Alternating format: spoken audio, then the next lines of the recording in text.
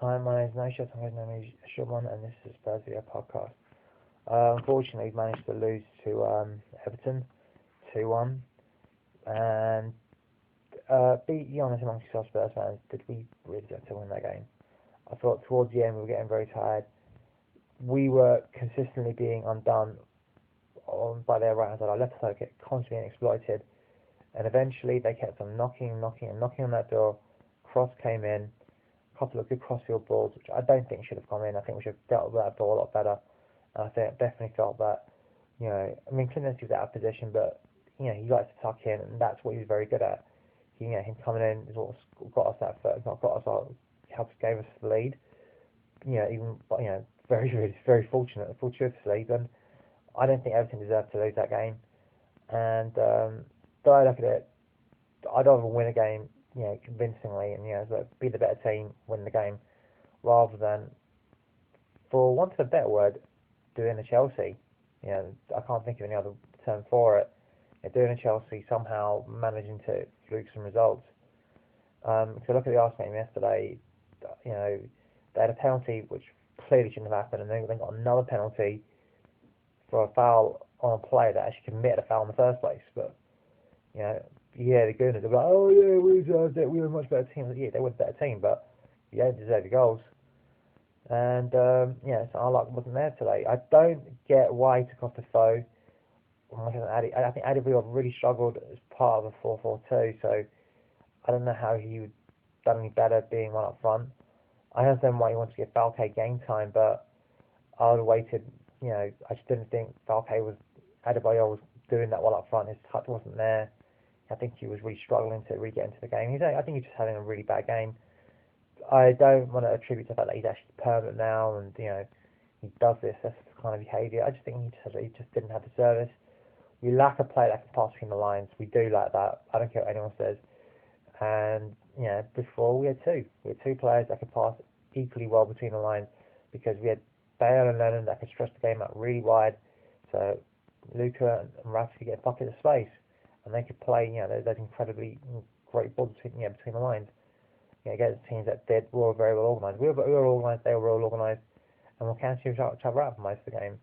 But I think Everton had the advantage, and there was that incredible save by what's his name, Hugo Lloris. Corker and Lloris don't seem to be gelling very well, and that's something we really need to work on. Hopefully, that will happen at some point. We're not playing week in, week out, twice a week. So over Christmas, we're going to hopefully try and get some time to gel and just sort these things out in training. But I think we were very weak on our left hand side and on our right hand side. That's where the opportunities were going to come from. I would have personally taken off Dempsey and put on. I think Ferguson did pretty well, but I'd have just put on say Townsend or someone like that, just to give some balance because they were really unbalanced. I don't know what Hudson did. I don't remember him actually contributing a goal. People think I'm a Tom Carroll nut hugger, lover, whatever. I love the guy. I think he's a better player because he can just get about the pit. He's more mobile. So offensively, he offers more as a passing outlet. You can always pass the ball to him, and defensively, he offers more. So he'll get more interceptions. He's got a whole bunch of interceptions against Panathinaikos, and one of the reasons we struggled in the second half since he did is that he doesn't have. Let's face it, our best two players last season. When we played 4-4-2 against Arsenal, against an infamous game where they basically just went to 4-3, their 4-3-3 started working and started bypassing our midfield. And Harry wasn't able to figure that out. And unfortunately, AUB wasn't able to figure that out either. But we were lucky to get a second goal. It was a great free kick by Walker into Dempsey. Unfortunately, it doesn't actually get the goal, and obviously they have to go out a lot more. And JD scored a superb third, but I think we are hitting that run of form. In January, we need to get players in, and I want to get players in for January 1st, not January 29th or 31st or whatever. I want to get players in for January 1st, and we need to start doing the legwork now. Teams are now. I'm not too sure about saying Denmark, not Denmark and Holland, but teams are now heading into their winter break. This is the time to start buying players, because then it's look, you'll be in your winter break. but so, well, let's buy this player now. That gives you a couple of weeks to actually buy a player. Let's do the deal, and come January 1st, you can announce your deal, we can announce our deal, and it's easy, and it's more workable. Um, we're gonna do YouTubes with a mate of mine, Dom. Unfortunately, he's had a very unfortunate situation happen to him, so hopefully you'll be hearing from Dom, and he's much smarter than I am. He's a really nice, very funny guy. We share a passion for MMA, and yeah, I was watching that, and for those, it's a funny story, and I'll tell you about it. But let's just say I'm not fond of either ESPN and or Sky Plus. Um, so rooting the Ben Henderson Nick Diaz fight for me, but yeah, got to let things go, I guess. Moving swiftly on, hopefully Southampton against Swansea, we'll have Bale back. We'll go back to 4-2-3-1, or even playing 4-3-3. And I'd like to see after match formations with them. I'd love to see Tom Calvin a chance. I think he had a 91%, an 86% pass completion on like 86 passes. So he's a passing machine. He gives and goes. There's a lot of give and goes. Yeah, he wasn't. They struggled a little bit. Because the Greek side obviously are a lot better than say the America wherever would be. But you have to have games. How you know it works until you actually go out there and play. I, for example, don't practice a spider guard or cartwheel guard passes. I've actually done cartwheel guard pass, but because I wouldn't know how to make it work, and even if I did try, I probably end up fucking it up. But you don't know what works until you get a chance to try it. And I think one of my coaches at Paul said, you know what, I learned 6 months of training I get from one fight, because I learned so much just doing that one fight, what works, what doesn't work for me, what I need to do, what I don't need to do, that kind of stuff. It's a real good barometer for me. I think we need to give these players a chance. So I'm not anti-Hud. I just think we know what you can do. For 10 minutes, he's not going to get that much fitter, and he's not going to add anything. He's not a solid player. He's a big guy, but he doesn't have any ability, and they want to run wings around us. It's not as if he's a great covering player. I mean, if we had Parker, I can understand. If Parker was fit, then I'd bring on Parker, and he'd be fucking chasing at everything. But Huddleston, I don't get. He just doesn't offer that much. I thought that was a bit of a strange decision. Addy, I think, struggled a bit, as I said earlier. Siggy was unlucky, but could have, would have, should have, didn't. It just happens that way. The way I look at it, Chelsea were very lucky with their Champions League win. And if they look at it, they can say, look, do they deserve it? No, not really. So who has a trophy? It's like I don't know, it's like buying yourself a trophy. Like, oh yeah, I'm a champion, or you bought the trophy. Oh, do you know what? You just fluked the trophy because the guy you thought was injured or whatever. Do you know what I mean? You didn't deserve it. I mean, again, Arsenal, yesterday's result. Tell me if I'm wrong. Tell me if those Greens deserved that victory. I mean, I think they were a better team than West Brom, but first of all, going a goal up so early did help, and secondly, they didn't really deserve that first goal, and the second goal, that was just an absolute fucking travesty. Shit happens, I guess you can deal with it. Panathinaikos, I thought, there was honestly interesting. It was so cold on Thursday night in London. I was going to meet up with some of the guys from Spurs OD, but I posted in there as well as Spurs Forum, and it was so cold. I thought, fuck it. But there was this Greek guy. I don't know if you saw on ITV4. He was bare-chested, waving his Greek flag, his Panathinaikos, scarf around. He was like, shit. This guy's from a warm climate, and he's bare-chested doing that. And they were pretty jovial. I give Panathinaikos credit. They went for it in that second half, and when that goal went in, I mean, Carl Norton is not a left back. He doesn't. That was poor defending by him, but he's playing out of position. We obviously need Benny back absolutely desperately. It's a shame we can't get Danny Rose back, who's actually doing pretty well for Sunderland, in my opinion. Anyway, I think he's doing pretty well. I wouldn't want to buy him at left back. I just think Danny Rose is doing a decent job, and hopefully, come the summer when he played a full season at left back, week in week out, and he actually plays again with us in our fancy down training centre. AV will recognise his talent and think, you know what, Benny, you've got competition there. Centre half, I'd probably would want to buy one just because I just think either Gallus good player. And I think he did very well today.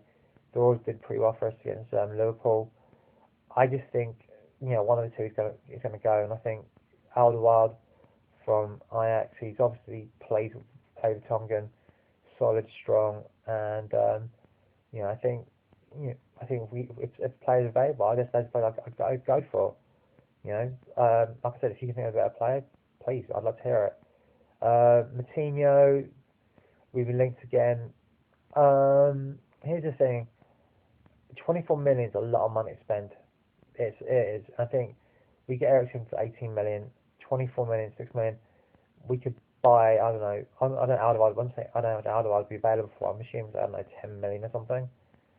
But we could buy, at least a couple players for that cash, say 26, 25, 24 million, plus obviously agent fees and everything else. We could buy at least a couple players, and I'd rather do that, or I don't know, 1.5 players, 24 million. I think it helps you a fair way to buying, say, a couple players rather than paying all on one player. But I don't think they'll come anyway, and I just think Eriksen, he will hopefully replace the goals that, say, Rafa got, and also help with that passing. I think he does have the ability to play the passing. He's got 9 assists. He's got the up and unders. Whether he'd want to come or not, obviously, because, I think when you play in Amsterdam, Ajax, where if you're a kid, they're going to give you a chance because they have to sell their best players. So you're always going to get a chance if you're good enough. They think, and he will get to have games. I think I understand why, AV wants Moutinho, just as Mourinho brought in Carvalho, and I think, was it Thiago Mendes? I don't know if that was one of his from Porto. He brought those guys in. He's his own men. I think with Moutinho, he was good at Sporting, but it's like, I was good at Sporting, but when I came to Porto and AVB, that's when I really, went up a notch. But the 24 million, I think the deal is, that's a lot. It's a huge amount. I like Tom Carroll. I think he can do a really good job. Christian Eriksen is the same age, but first of all, I think you need at least 2 players at his position anyway. Secondly, with the homegrown rule, I think Tom Carroll will have to get given a chance anyway. I think hopefully, even if we sign Christian Eriksen, even though you won't be able to play in any of the Europa League games, so Carroll will have to play, and hopefully he plays well enough that next season, I'm assuming either Watford or Millwall or Palace come up, so he doesn't have to up sticks, and he can actually start playing for those sides, and playing in the Premier League or something, and getting a good chance to play week in, week out. And that's just my thoughts on the matter. Anyway, and the reason is that Martino, like a man of my Portuguese American, Kevin G, my brother from another mother from across the pond. He's Portuguese American. He's seen a lot of what's his face, Moutinho, and he rates him, but he doesn't think he rates him that highly. I mean, for people who don't know, Luka Modric, when we first signed him, I knew of him, but I didn't know how good he was. And so I asked my Braco, I won't mispronounce it. Sorry if I mispronounce it. How good was he compared to like other Boban and Prodinecki? He said, look, he could be, Croatia's best player ever. That's how highly he rated him. And Luka Modric is playing, at Real Madrid. He's staying inside them. If you saw that game against Ajax, had a couple of beautiful up and unders, which I see Fabregas do like all the time against us. And he's obviously going to go up on another level. And I was glad we had players of this quality. I think Addy is missing players of that quality, and Van der Vaart. So I don't know. I do question some of the decisions. I don't think it's AVB's fault. I mean, 1-0 up, with a minute to go, and then they get one in, and then they score a second one 2 minutes later. It happens. I think we have to learn from it and deal with it and move on. Swansea will be a good. If 3 points against Swansea will be a good way to do it. Anyway, been lovely chatting to you guys. Hopefully I'll speak to you guys soon. Prior to the Swansea game, hopefully Dom can help me do a YouTubes. But if you guys are interested in doing YouTubes, hit me up on the PM on YouTube, or inbox me if you know me on Facebook, or tweet to me. And we can do one on Skype, and it'd be love to hear from you guys. And please click on the ad links if and when they appear. And as always, Come on, you Spurs.